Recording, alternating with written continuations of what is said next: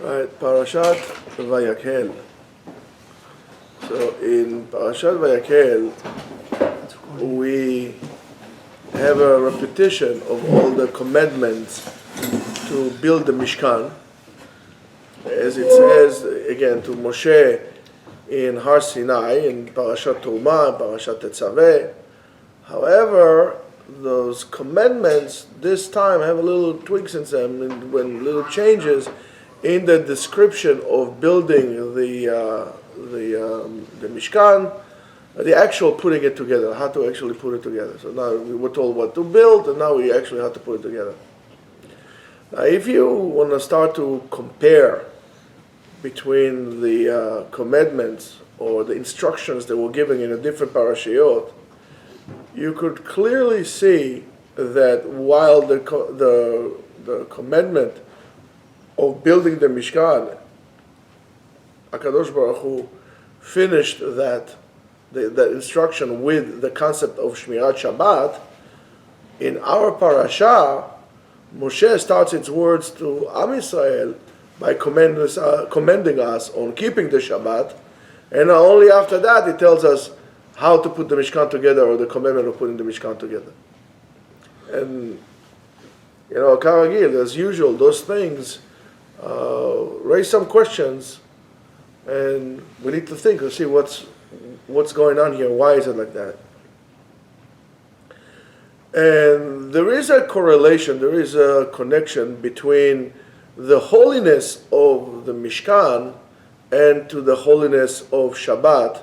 And a lot was said about this among commentators, different commentators, and some saw that in the proximity of the psukim, of the verses, and with the fact that Shabbat came beforehand to the Mishkan, as in a way of form of warning to Am Yisrael, to teach them that building the Mishkan, which is a holy place, building the whole apparatus over there is a holy place, does not postpone Shabbat. In other words, come Shabbat, you stop building it. You don't build it on Shabbat. And the reason is that if we talk about building the Mishkan, so the Mefarshim calls it the Kedushat HaMakom, the holiness of the place, and Shabbat is Kedushat HaZman, the holiness of time itself. But besides that warning that it's engulfed in the proximity of those psukim, there's another layer that we need to pay attention to that comes to teach us how, in a way, we could reach identical goals, or reach identical goals in reverse in different ways. So it's this parasha especially is, in a way, a very practical parasha to learn for our lives and what exactly we are doing here. Now, as you all know, we see it in front of our eyes. I'm not going to talk about Russia invading Ukraine, but what I want to talk about is everybody is moving. Everybody is moving out of New York. It seems like everybody is bailing out of New York and moving out to places like Texas, Florida, Tennessee. So before we continue, I want to dedicate this shiur to the Hatzlacha and to the well-being of our dear friends George, Karen, and Mike, and also to our operative in the West Coast, Rabbi B. So, shout out to you guys. And if you have guys questions, you can reach out to rabbigaon@gmail.com. You can check the Yeshiva at Etzion.com. You can actually come here and join us. You could donate also through those platforms. And please don't forget to share, like, and subscribe, and spread the word out. And feel free to reach out to us. And they come here. And yes, of course, coming here. And I forgot also Instagram, etc., etc., etc., etc. Twitter. Twitter? We just started this week. Oh, we just started Twitter? Yeah. Okay. God bless you guys. All right, you could put like Sam has like a whole list of words of real wisdom of the how do you call Yoda? Yours truly. So we're bailing out of New York. So everybody's going out of New York. Well, how do I know which community should I pick? Where to go? What to do? I mean, hey, if you leave it up to me, I don't see any reason why I should not move to like Montana or Wyoming. I mean, gorgeous places, very easygoing gunlows, the life. I can make, even though I'm vegan, I can make barbecue every night and have a fire pit without any kind of regulations. That sometimes seems that it's kind of choking you in New York and New York City especially. It's like all these regulations and all these things that they do, the speed cameras, the speed bumps, and like, I think there are more things that you're not allowed to do in New York, needless to say the taxes that you're allowed to do in New York, which is pathetic, right? So I understand people want to leave. But did we ever examine what are the bases? By the way, anybody who wants to host us, we can move to Texas. I like Texas. Anybody ever thought about what are the parameters in which we make the decision to look for a community? How do we make those decisions? Is it just because it gives us a tax break? By the way, this shoe was not sponsored by the state of Florida nor the state of Texas. But do we go to places that don't offer state income tax? I mean, what is this? How do we make that decision? And I'm going to tell you this, maybe we could see that the answer for that will be in this week's parasha. Okay? So it says, Vayakhel Moshe. So Moshe gathered the whole entire nation, and he places the concept of community in the center of religious life. He makes it the center, and it gives the community what we call a Mishkan, a place of holding in the dimension of space and time. It established the community as a center. And by doing so, he actually demonstrates the ability of a community to do well and to help. If we had the act of the Egel, building the Egel, that showed us how great and powerful is the ability of a community to do the wrong thing, we have those examples in this week's parasha of just the opposite. The concept of Jewish spirituality, in most of its aspects, is really communal. Everything almost is based on the community. Whether there's certain tefillot that we have to say, you want to say kedusha, you want to say kaddish, and so on and so on. Even if we're talking about the time of the temple, soon in our days to be built. Amen. All the chagim, all the high holidays were all about pilgrimage, going to Jerusalem, sitting together, making a big kumbaya over there, and making all this, the Korban Pesach and so on and so forth. It's all about community. The whole concept of Beit HaMikdash should have been a unifying factor of Am Yisrael, a core of condensation in which the Jewish nation simply gathered around and became one. So, but I guess HaKadosh Baruch Hu is Makdim Terufa LaMakah, and that's why he gave us the Shabbat, because he probably knew that Beit HaMikdash will be destroyed. But because of that, the belief or the emunah of Am Yisrael is basically to be redeemed from loneliness. In other words, where all the Jews will come from all over the place into one place, which is the Holy Land, the land of Israel. So all the Jews will be together. I mean, yes, to a certain extent, evangelical Christians also want all the Jews to be in Israel, but that's for a different reason. They want to convert them to Christianity. But we says that Jews should not be, you're going to be somewhere remote. You want to come back home.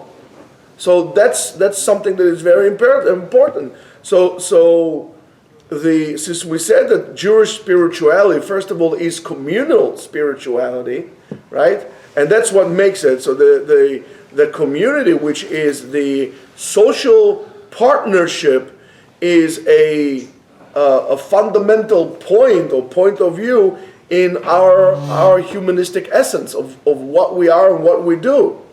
And by the way, not only back then, also in our days today. I mean, that's the way it is. I don't know the name of the guy, but there was a guy in Harvard University that did a certain research on community and its, the influence of community on the individual. And there were many other scientific research that really shows that community and its all infrastructure has a tremendous power, tremendous part in really shaping our lives. So therefore,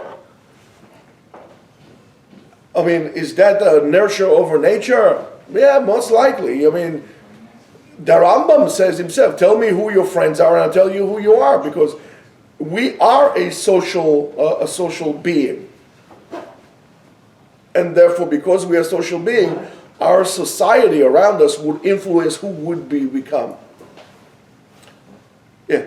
So that's why certain communities who are engulfed with a certain type of behavior of crime and so on and so forth, in a way create themselves a situation which they can never break away from that. One way to break away from the circle of crime and poverty and so on and so forth is to break those communities, to break them up and to integrate them into society.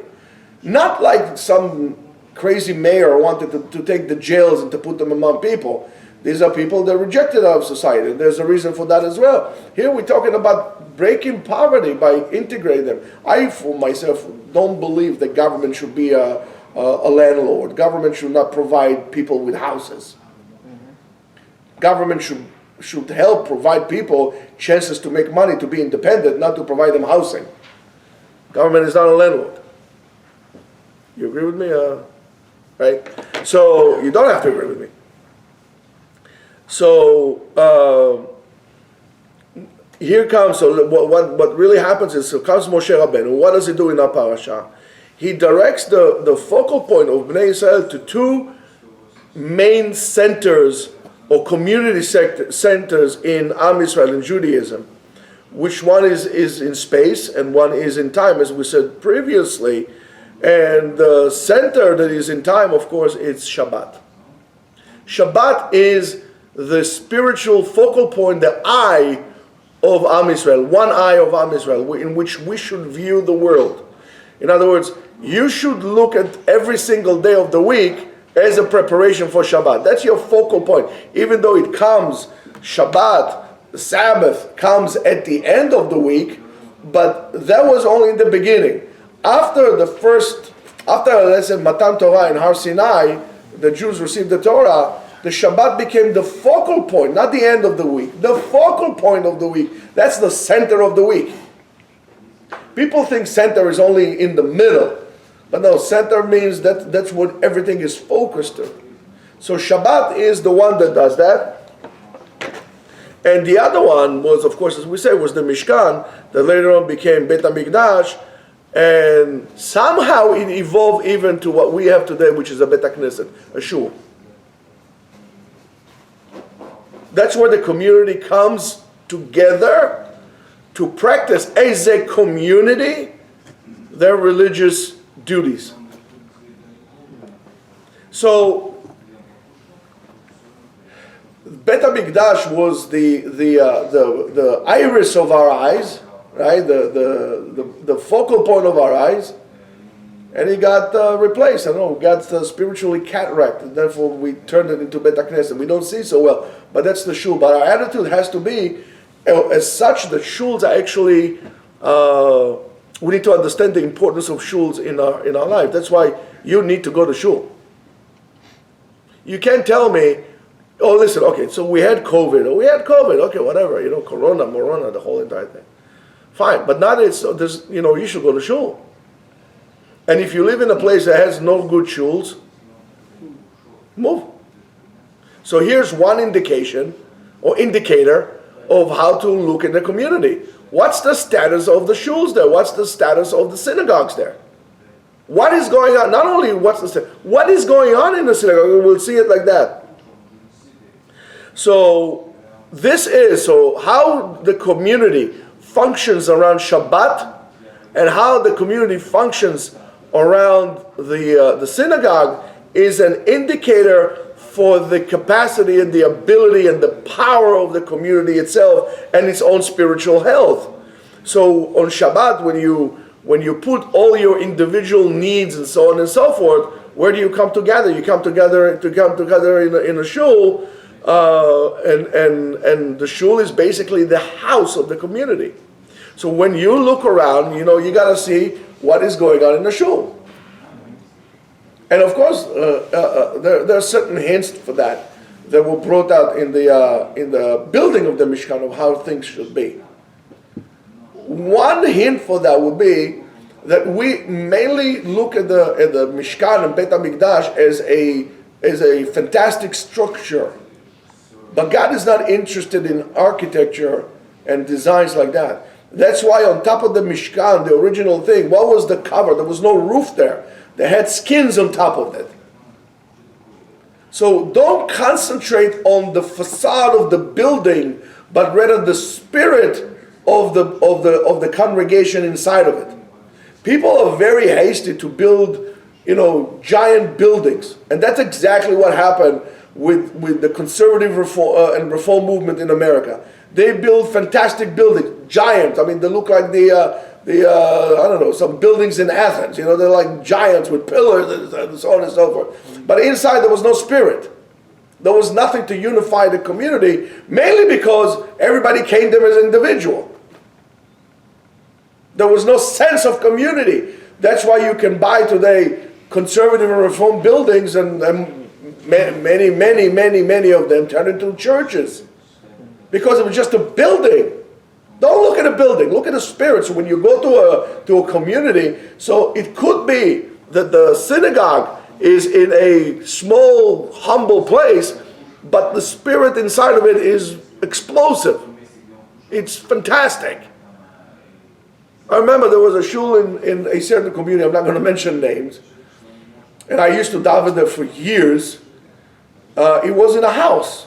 The rabbi lived on top. The grandfather, the rabbi, lived on top, and the people were davening downstairs. Everything was for the shul. The spirit there was amazing. The faces of the people they're davening, especially on Friday night, were glowing. You saw like light, I'm telling you, like light coming out of their faces. But then they decided to build it, and I couldn't daven in the place. It was empty. It was like far and foreign, and it was just, it's a beautiful building, but no spirit to it. No spirit. So I stopped. I went somewhere else. I don't care about how fantastic the building is. I care about the spirit of what is going on inside of it. And that is very, very important. So that's a tremendous indicator for you to look into that. Look at the Shabbat. Are people coming to the shul, 5 blocks, drop the cars, and then they walk to shul? How strict is community on Shabbat? How strict are, in terms of, I wouldn't say the word strict because people get like heebie-jeebies for that. It's like bad jojo, oh my goodness, strict.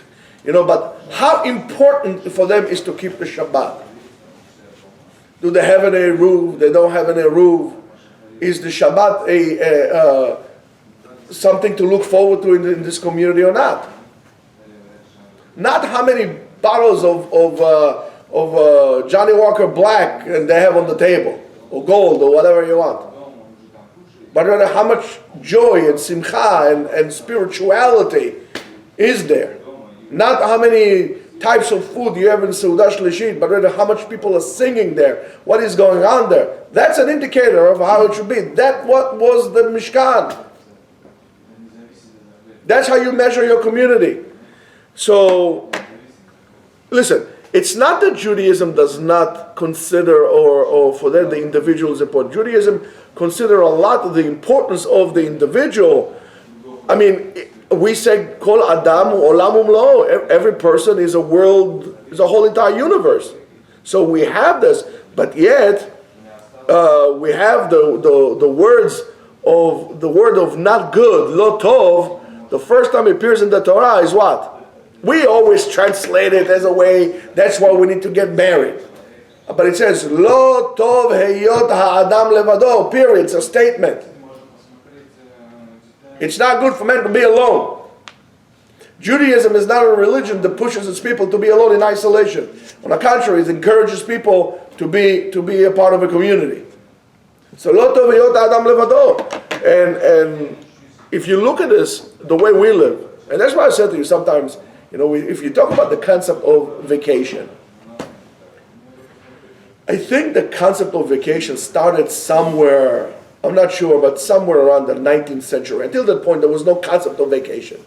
People did not go on vacation. People worked. If you didn't work, you died. Things started to get with the Industrial Revolution and so on, people started to get more, so they started to go on vacation. But what happens on your vacation, right? The concept of a vacation is a very individual, or at best a family thing. Either you go on a vacation with yourself, or you go on vacation with your wife. At best, you go on a vacation with your family. Everybody does, whatever they're on vacation, and go to whatever they will, to wherever they want, and do whatever they want. Right?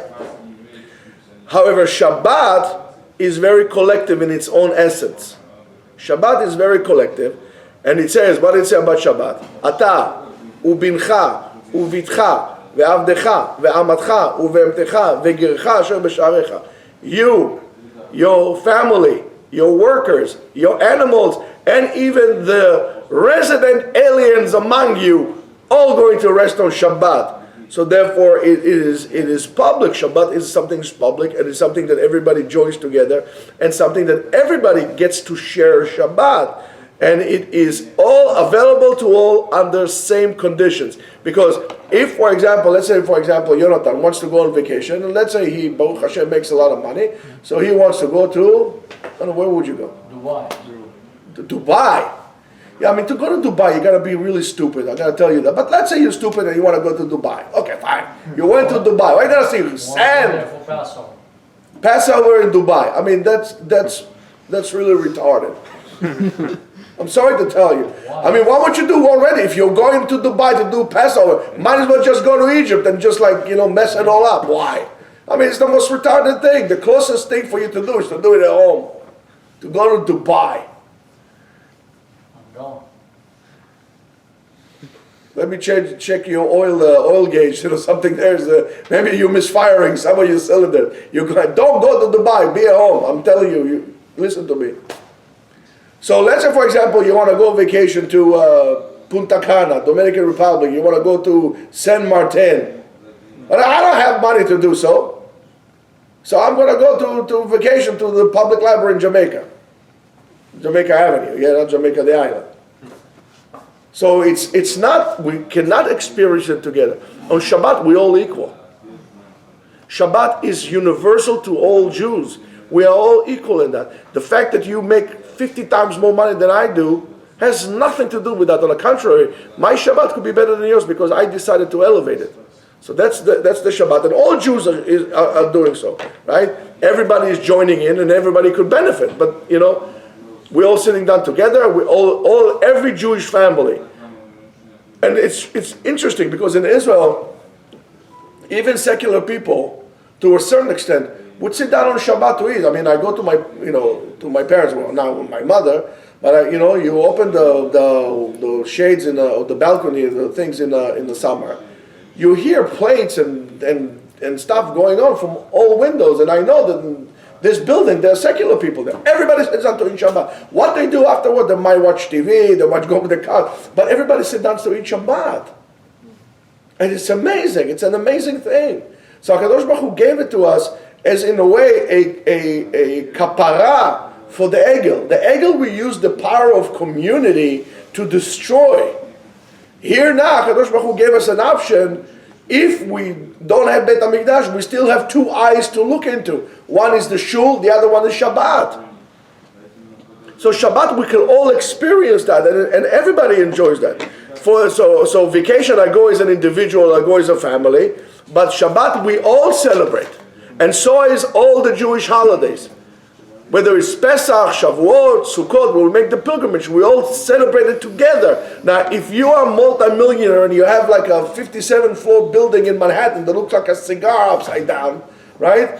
It doesn't make a difference. And if or whatever it is, 100 building, whatever it is. And, huh? Cigar looks the same both ways. No, one is the tip that you need to bite. Yeah, so.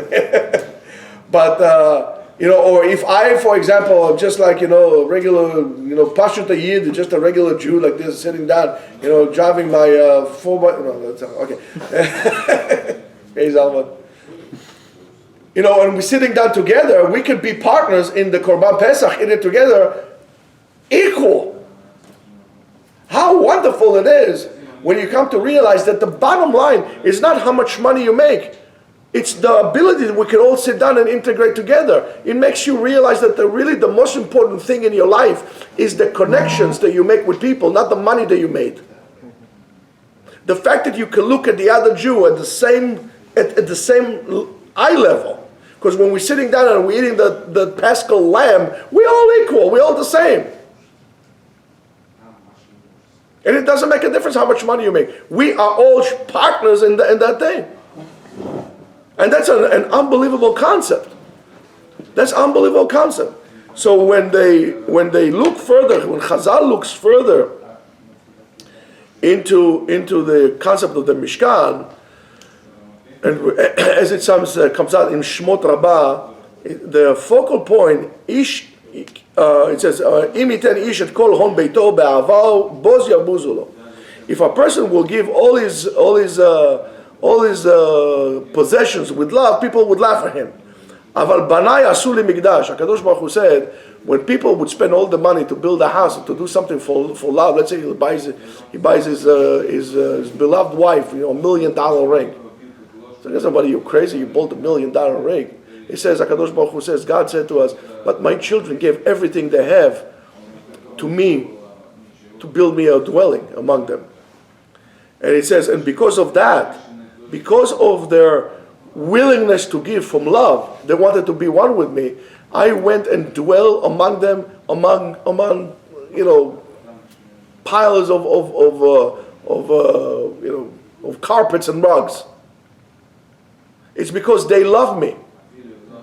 It says, because it says, "V'lo yochal Moshe lavo el ohel moed v'kvod Hashem maleh et Mishkan." HaKadosh Baruch Hu, God had filled that Mishkan with such presence that even Moshe could not come near it. That's how much HaKadosh Baruch Hu appreciated our willingness to give, and that's why another thing to look into your community. You're not gonna look now not only of how the people act in a shul, not only how the people act in regard to Shabbat. There's another indicator you need to look into a shul, and that you need to understand. To build a community, it's not an easy task. To build a community is it needs to have a driving force behind it. What's the driving force of your community? What's your driving force of the community? So the Jewish community is a community that should make everybody belong to. If you go to a community and they don't make you feel belong to because you are, and now you make your own list, not only that it's blemished, it's also what we call hatred in vain, sinat chinam. I mean, after all, we're all Jews. What difference does it make? What difference does it make if if I have a long beard and you have a short beard, or I don't have peot and you have peot, or you wear a fur hat and I wear a cowboy hat? We all came here to worship God all together in the same place. What difference does it make? Why do I need to look exactly like you? So a community that would be a more accepting community, that nobody is being judged by the way they clothes, but the way they dressed. In other words, you can come to shul with a pair of jeans, and I will welcome you. Of course, if you're Shomer Shabbat and so on, I'll give you an aliyah just like the guy who wears a frock. It shouldn't be a factor. So if that is happening on within your community, guys, you gotta stop it. You gotta put an end to it, because ultimately it will break your community apart. It has to be a very open community. So, as I said to you before, Jewish community is not just walls and roof, but mainly the connection among and between the people, that the opinion of everybody counts. In again, special ops unit, the opinion of every team member is valid and important, and they weigh it just like everybody else. It's not just a group of selective few that they get to decide and dictate to the whole entire congregation what's going on. Every view is important, and every view is being taken account of, not those who just give the most money. And those people who give money to the community need to understand that it's their schut, it's their merit. They are lucky that they had the opportunity to give. Not the other way around. It's their schut.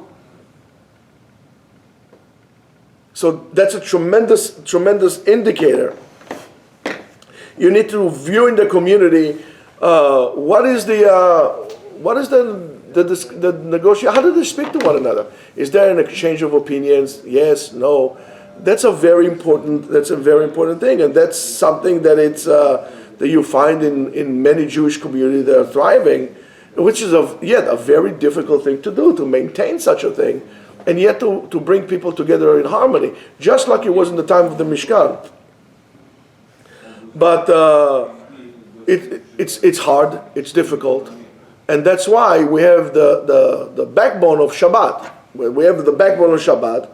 So as we gather the whole entire community around a set of values that is based on Torah and based on halacha, where everybody is equally obligated and committed to something with spirit, and that's why the Tefillah on Shabbat should be different. Tefillah on Shabbat should be a little bit more joyful, spiritual. It's not a concert. You're not coming there to have a concert, but you're coming there to get spiritually uplifted. And the way we're going to get spiritually uplifted is if we all concern about the well-being of the guys standing next to us on the right, on the left, behind, and in front. We have to make the other people comfortable. And all of a sudden, you feel like they'll sing a certain tune, and you feel like your neshama wants to come out of your body. And you're going home, and that's the fuel for the rest of the week. So you need to examine those things, and that's exactly what happens. That's exactly what happened in the Mishkan. That what was important, everybody gave, and they gave more and more and more and more and more, and they gave it until the guy said, "Listen, it's too much already." But they kept on giving. But what's important in the Mishkan is not the actual, as you could see from here. As you could see that God had dwelled in the Mishkan because not what they built him, but rather how they gave him the material, what was their attitude. So it's not just about the final product that was received, the building itself, but the process in which took place in building that community, the process that took place in building the shul. And that's very important, and you need to understand that. That's another indicator for you to evaluate a community, if it's worthwhile to move out from, or to move to. You need to see those things. So, and that partnership of Am Yisrael being the Mishkan did not discriminate between men, women, and so on and so forth, because it says, Kol ish v'isha, any man or woman, asher nidav libam, in which the heart made it, was wide enough for them to give him to what God had commanded Moshe to do, right? Ve'viu bnei Yisrael nedavar leHashem, and they brought that to Hashem. More than that, some say that the men were carried after the action of the women. The women were the one who initiated as we say, is al, right? Because it says Vayavohu ha'anashim al hanashim. And then the men came after the women came and brought their stuff. So that's another indication of a community you need to look very, very careful into, is what is the involvement of women in that community or in that particular shul. Because women will be the driving force of the spirituality of the place. Women will determine almost to no end if this place would make it or would not.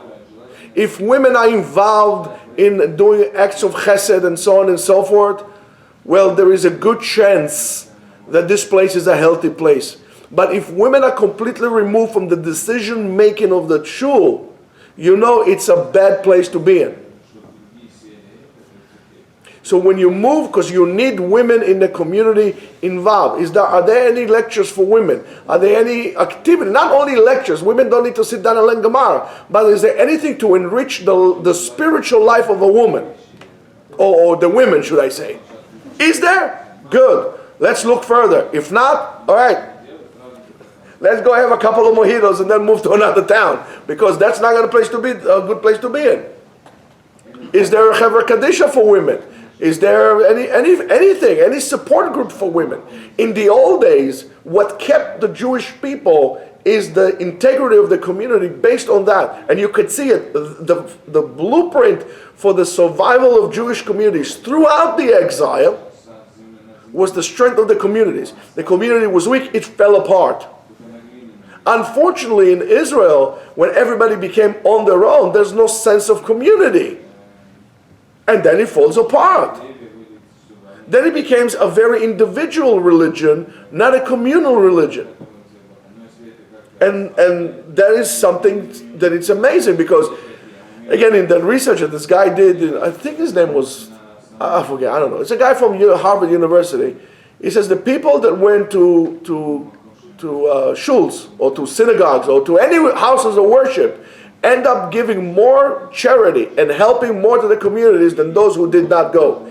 Even if an atheist went to the community to bring his kid, let's say, to Sunday school, there's higher chances for him to volunteer in a soup kitchen than if he does. Just him coming to the house of worship, whether it's a mosque or church or even more so a shul.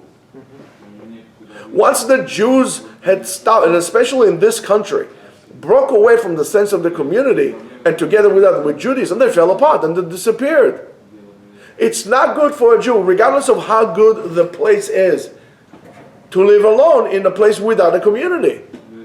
And the effort of many places is to prevent that privilege of Jewish people to gather in communities. So, for example, they're going to tell you, well, that's some kind of a city law or some kind of city ordinance that you can't build public things like synagogue or houses of worship. They have it in Jersey. So people have to pray in garages or in basements. But that's what it is. If you allow to build the Jews a shul, they get strong. They revive. You want to break away the Jews, take away this from them. Take this away. Take the community out. They'll fall apart. Even the Shabbat by itself would not be able to hold them. So with all due respect to Wyoming and Montana, which is a gorgeous place, which I would like to go, one time on a road trip with my dear wife. We're going to go on God willing, in a 4x4 to do that, to do some overlanding. I mean, with all my great desire to live in a place with open spaces and close to nature, with mountains, with the Grand Tetons and places like that. But there are no shuls there. I'm not Lubavitch missionary. I'm going to go to the ends of the universe to, put myself, just like Jewish colonialism. But, I'm not going to go there. Because I understand that I need a community. My kids need a community. My community needs me also. So that's what we need to do. So that concept of the Mishkan and Shabbat and so on and so forth is also, because it's also kadosh. As much as Bet HaMikdash is holy, so is the Shabbat. The Shabbat is Shabbat Kodesh. Kodesh Shabbat Shabbaton leHashem. You're doing so for Hashem. Now, why does it say Kol Oseh Bo Melacha Yumat? Why does a person that violates the Shabbat, would put to death, because basically when you're violating the Shabbat, you are sentencing your own self to spiritual death. Because you're violating the Shabbat, the same thing violating the holiness of the Mikdash. In the Mikdash, in the temple, I'm not allowed to do my own things. I'm not allowed to play dominoes or do something like this in the temple, because it's dedicated to the holiness of the congregation. The congregation as a body is holy, because there are such holy, prayers that we can only say in a tzibur with a group of people. A minimum of 10 men. So both Shabbat and Minyan is important. Now, if you decide not to go to shul on Shabbat, that's a big problem. You're missing out. We need to do whatever we can in our power. Whatever we can in our power. I don't care what Dr. Fauci said, what Dr. Mamucci said. Put the mask. Okay, you want to put the mask, go to shul on Shabbat. Don't sit at home. It's very comfortable, to sleep. But as comfortable as it is to sleep, and you like to sleep, get up, 9 o'clock, whatever it is. To go to shul, to spend Shabbat without going to shul, it's like shooting myself in the leg. I'm going to be missing this. It's like having an asthma attack. I need the air. I need the spirituality. I want to go to shul and complain. That's good, If it means I'm complaining, it means that I care. It means something has happened. I'm connected to the place. But if I don't go to shul, eventually I'm going to come to a place that is going to be very dangerous for me, because it shows that I don't care and I don't want to be a part of the community. And that's why when you are in shul and you see that somebody hasn't been in for 2 weeks, hey, guess what? Pick up the phone and call. Say, buddy, are you okay? I haven't seen you 2 weeks in shul. Okay, let's say 1 week somebody goes out to visit his children somewhere. 2 weeks, pick up the phone. And we need to awaken to the fact that Jews should not be invisible, because they are important. Each one of us. So somebody didn't come to shul for 2 days, to 2 weeks, and said, buddy, are you okay? Everything okay? And that's something that is very important, not to leave people behind. We can leave people behind. And we are all equal in that. And that's what this parasha is teaching us. And the Shabbat became the symbol that designates the Jewish nation back then and today as well. However, today you can find many, many different things. People that will do certain things on Shabbat. They will have, they invite people over. Some organizations, some individuals. I know people in my community that every Shabbat invite people to the house. And unfortunately, there are very lonely people out there. Not everybody has the zchut to have a family. Some people are alone because they got divorced, or they're widows, or they don't have anybody around them. Somebody else in a different country, or a ger tzedek, or convert, they're alone. We need to bring those people on board. Why can't you say, it's not about the food that you're serving on the table. It's a part of making people feeling together. That feeling, that concept came about in the commandment for Shabbat, so therefore we can do so. And that's why Moshe Rabbeinu in the Torah says one time he put the Shabbat before the Mishkan, and one time the Mishkan before the Shabbat, because both of them can bring us out to one place of uniting everybody together to overcome of what we did with the Egel, which was breaking away the bounding of Am Yisrael, breaking away from the bounding and breaking away from God. So Shabbat and the Mishkan came as a tikkun for the Egel. And by keeping Shabbat and helping building communities and so on and so forth, each one in its way held a different layer or a different way that we could create a point of reliance to, and a point of reference to each and every one of us, something that I could connect to the other Jew on the fact that he's a Jew, not in terms of money or honor, to understand that everyone is important. And that is what I learned, the main essence of what I learned from this week's Parashat Vayakhel. So again, if you want to move on in the community, don't be tempted by external things. How cheap the house is there, how much tax break they bring, And even if you can get a gun or not get a gun, right? That's the reason that people move. The most important thing you need to see are the strength of the community. How is the community? How do they interact with one another? And all these things that we said before. So I wish you all, first of all, this bad and dangerous time that we are facing now in the world, uncertain world, will really be clarified. Hashem will open everybody's eyes to do the right thing. And eventually that no Jew, chas v'shalom, of course, will be harmed by those things. And ultimately that we will have our own chelek, our own zchut to build the Beit HaMikdash. But until we build Beit HaMikdash, it is a must on each and every one of us to do whatever they can in their power to contribute to their community. Whether it's joining a Hatzalah or joining Chaverim. Yes, only if you have to, put some batteries to jack somebody's car. Anything that you need to do, it is your obligation to contribute. Do something for your community. Do something for your own sake. Do something for the sake of Am Yisrael and Kedusha B'richu. When you build, you do something, do so mikol halev, mikol ahava. That is also ve'asu li Mishkan ve'shachanti betocho. Ve'asu li Mishkan. Also in terms of the future, each and every day we can make this place into a better dwelling for Hashem to dwell among us. And by doing so, Hashem's light and glory will be revealed to the world. Shabbat Shalom.